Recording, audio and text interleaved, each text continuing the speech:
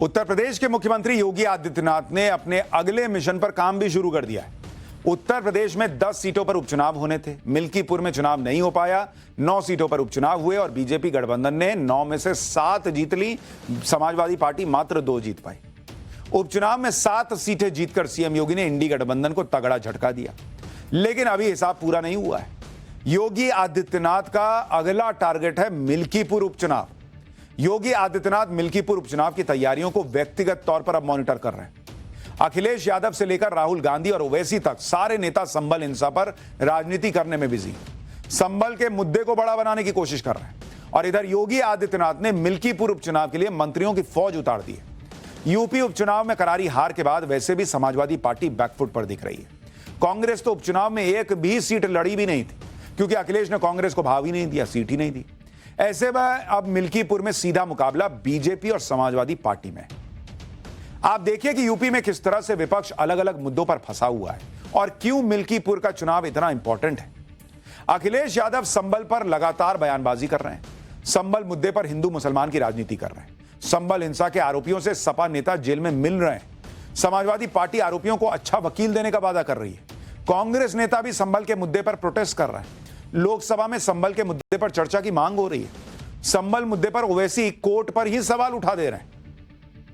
यानी कुल मिलाकर विपक्ष के एजेंडे से मिल्कीपुर उपचुनाव अभी गायब दिख रहा है। उनको तो संभल के पत्थरबाजों की चिंता है भाई, चाहे अखिलेश हो या फिर राहुल गांधी या फिर ओवैसी। संभल के मुद्दे पर योगी सरकार और वो बीजेपी को घेरने में जुटे। दूसरी तरफ सीएम योगी संभल में संवेदनशीलता के साथ एक्शन ले रहे हैं और साथ ही मिल्कीपुर उपचुनाव की तैयारी में भी जुट गए। अयोध्या की मिल्कीपुर सीट, जिन्हें नहीं पता, यह मिल्कीपुर सीट अयोध्या की है और यह बीजेपी के लिए नाक का सवाल बन गई है। लोकसभा चुनाव में अयोध्या में बीजेपी की हार हुई थी। हालांकि सीट तो लोकसभा की फैजाबाद थी, लेकिन चूंकि अयोध्या भी उसमें आती है तो लोगों को बड़ा झटका लगा जब बीजेपी फैजाबाद हार गई। समाजवादी पार्टी के अवधेश प्रसाद अयोध्या से ही जीते थे। बीजेपी की हार पर समाजवादी पार्टी और कांग्रेस ने जमकर तंज कसा। राहुल गांधी ने कहा कि हमने हिंदुत्व को हरा दिया। अखिलेश यादव तो अयोध्या के सांसद अवधेश प्रसाद को ट्रॉफी की तरह लेकर घूमते रहते हैं हर जगह, ताकि बीजेपी को याद दिलाएं कि देखो अयोध्या वालों ने तुमको वोट नहीं दिया। अब मिल्कीपुर उपचुनाव में जीत हासिल करके सीएम योगी लोकसभा चुनाव का यही हिसाब बराबर करना चाहते हैं। यह मैसेज भी देना चाहते हैं कि लोकसभा चुनाव में जो हुआ वो तुक्का था और बार बार नहीं होने वाला। इसलिए मुख्यमंत्री योगी ने मिल्कीपुर के लिए मंत्रियों की पूरी फौज उतार दी। भाई आप देखिए ना, कैबिनेट मंत्री सूर्य प्रताप शाही को अयोध्या का प्रभारी बनाया गया है। खेल मंत्री गिरीश यादव, खाद्य मंत्री सतीश शर्मा, राज्य मंत्री मयंकेश्वर शरण सिंह को मिल्कीपुर की जिम्मेदारी दे दी गई। मिल्कीपुर उपचुनाव को लेकर मुख्यमंत्री योगी ने मंत्रियों के अलग अलग टास्क भी तय कर दिए। पिछले ही हफ्ते सीएम योगी ने मंत्रियों के साथ बैठक में मिल्कीपुर के लिए ब्लूप्रिंट तैयार किया। सीएम योगी ने मंत्रियों से कह दिया कि चुनाव आयोग कभी भी मिल्कीपुर में उपचुनाव का ऐलान कर सकता है।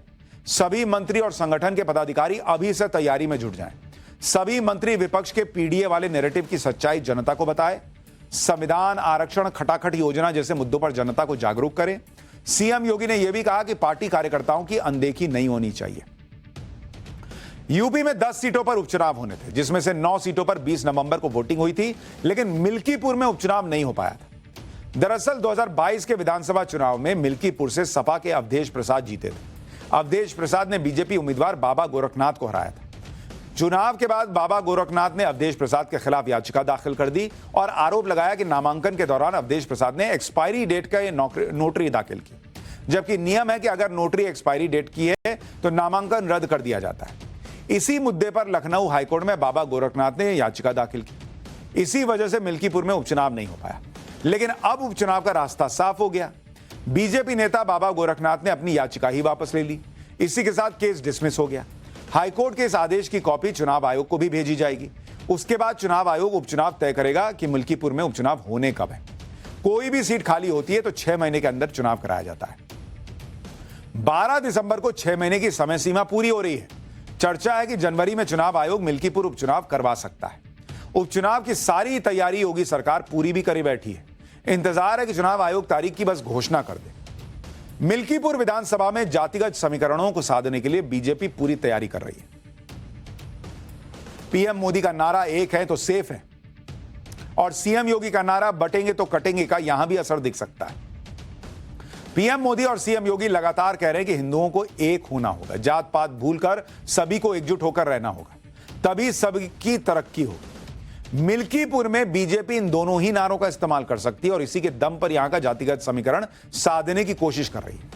क्योंकि अगर आप मिल्कीपुर का समीकरण देखें, यहां 65,000 के करीब यादव मतदाता है, 60,000 पासी वोटर है, गैर पासी दलित 50,000 हैं और 50,000 ब्राह्मण वोटर हैं, 8,000 मौर्य वोटर हैं, 25,000 क्षत्रिय, मुस्लिम 35,000, बाकी अन्य जातियों के वोटर हैं। यानी कुल मिलाकर करीब 3.5 लाख मतदाता यहां मिल्कीपुर में। अयोध्या से समाजवादी पार्टी के सांसद अवधेश प्रसाद दलित समुदाय से हैं। मिल्कीपुर उपचुनाव में अखिलेश ने अवधेश प्रसाद के बेटे अजीत प्रसाद को कैंडिडेट बनाया है। दलित गैर दलित पासी वोट के लिए अखिलेश ने अवधेश के बेटे पर दांव लगाया। दूसरी तरफ बीजेपी हिंदुओं को एकजुट करने में जुट गई है। अगर पीएम मोदी और सीएम योगी के नारों का असर हुआ और हिंदुओं ने एकजुट होकर मतदान कर दिया तो मिल्कीपुर में भी बीजेपी की एक तरफा जीत हो सकती है। मिल्कीपुर उपचुनाव में मायावती की बहुजन समाज पार्टी भी एक बड़ा फैक्टर बन गई है। मायावती ने फैसला किया है कि उनकी पार्टी उपचुनाव अब कोई लड़ेगी नहीं। 9 सीटों के उपचुनाव में बीएसपी लड़ी थी, वहां प्रदर्शन अच्छा नहीं हुआ तो मायावती ने कहा कि निष्पक्ष चुनाव होने रहे तो मैं उपचुनाव नहीं लड़ूंगी। अब कोई उपचुनाव नहीं लड़ेंगी, चुनाव लड़ेंगी। खैर, मायावती के इस फैसले से मिल्कीपुर का उपचुनाव दिलचस्प हो गया। मिल्कीपुर में करीब 50,000 गैर पासी दलित वोटर है जो बीएसपी का वोटर माना जाता है। 2022 के विधानसभा चुनाव में बीएसपी को मिल्कीपुर में 14,427 वोट मिले थे। 2022 में अवधेश प्रसाद 13,338 वोट से ही मिल्कीपुर जीते थे। इसी साल हुए लोकसभा चुनाव में फैजाबाद से बीएसपी को 46,407 वोट मिले थे। इसके अलावा चंद्रशेखर आजाद भी मिल्कीपुर में गेम चेंजर साबित हो सकते हैं। चंद्रशेखर आजाद ने 9 सीटों पर हुए उपचुनाव में 2 सीटों पर बीएसपी से ज्यादा वोट हासिल किए थे। चंद्रशेखर आजाद अगर अपना कैंडिडेट उतारते हैं तो मामला और टाइट हो सकता है। इससे अखिलेश यादव को नुकसान होने की उम्मीद है, क्योंकि चंद्रशेखर आजाद भी पिछड़ा दलित आदिवासी यानी पीडीए की ही राजनीति करते हैं। यानी एक तरफ अखिलेश यादव के लिए मिल्कीपुर में मुश्किल बढ़ती दिख रही है, दूसरी तरफ पीएम मोदी और सीएम योगी की जोड़ी है जो एक है तो सेफ है और बटेंगे तो कटेंगे जैसे नारों से एकजुटता का संदेश दे रही है।